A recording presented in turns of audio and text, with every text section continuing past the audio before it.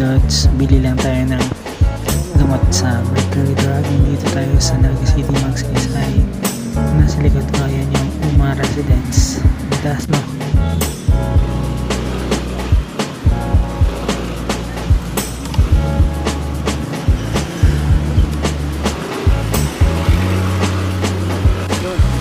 Kahit alas 9 ng gabi, gising-gising pa rin ng mga tao dito sa Naga City, Magsaysay Street kasi itong mga lods.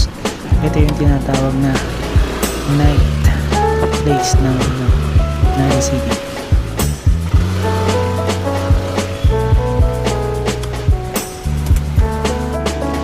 Yan mga lods, papasok na tayo sa Mercury Drug.